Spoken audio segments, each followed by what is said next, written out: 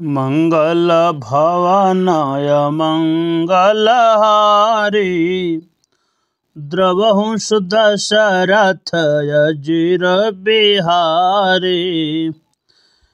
जाग बलि की जो कथा सुहाई भरद्वाज मुनि बरहि सुनाई। कहिहउँ सोई संवाद बखानी सुनहु सकल सज्जन सुख मानी। मुनि जागवल्क्य जी ने जो सुंदर कथा मुनि भरद्वाज जी को सुनाई थी उसी को मैं भी सुनाऊंगा।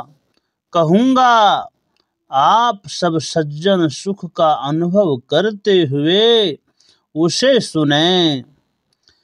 शंभु किन्ह यह चरित सुहावा बहुरी कृपा करी उमहि सुनावा।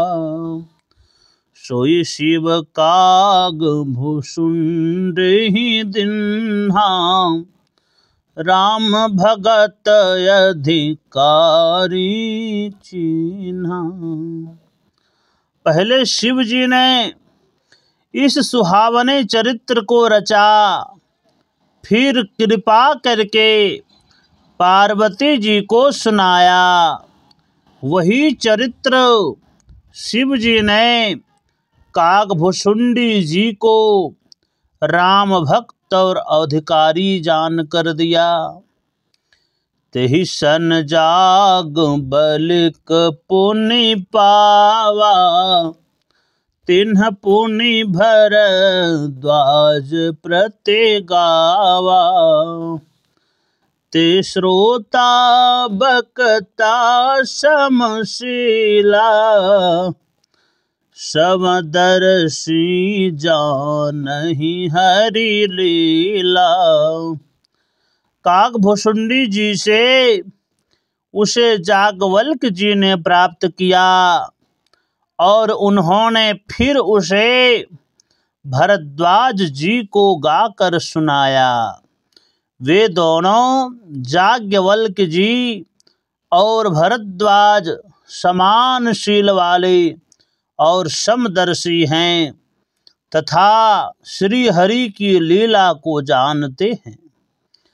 जानहि तीन काल निज ज्ञाना करतल गत या मलक समाना। और जे हरि भगत सुजाना कहि सुनहि समुझहि विधि नाना। वे अपने ज्ञान से तीनों कालों की बातों को हथेली पर रखे हुए यामले के समान प्रत्यक्ष जानते हैं। और भी जो भगवान की लीलाओं का रहस्य जानने वाले भक्त हैं वे भी इस चरित्र को नाना प्रकार से कहते सुनते और समझते हैं। मंगल भवनय मंगलहारी द्रवहुंस दशरथ अजिर बिहारी। मैं पुनि निज गुरु सन सुनी कथा सो कर खेत। समुझी नहीं तसि बालपन तब यति रहे अचेत।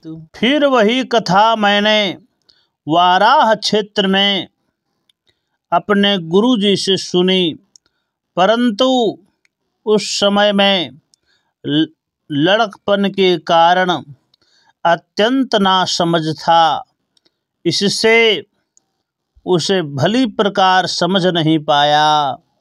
श्रोता बक्ता ज्ञान निधि कथा राम के गूढ़ किम समझो मैं जीव जड़, कलिमल ग्रसित विमूढ़। श्री राम जी की कथा अति गुढ़ है तथा उसके वक्ता और श्रोता दोनों पूर्ण ज्ञानी हैं। मैं तो कलयुग के पापों द्वारा ग्रसा हुआ महामूढ़ जड़ जीव था, मैं उसे कैसे समझ सकता था।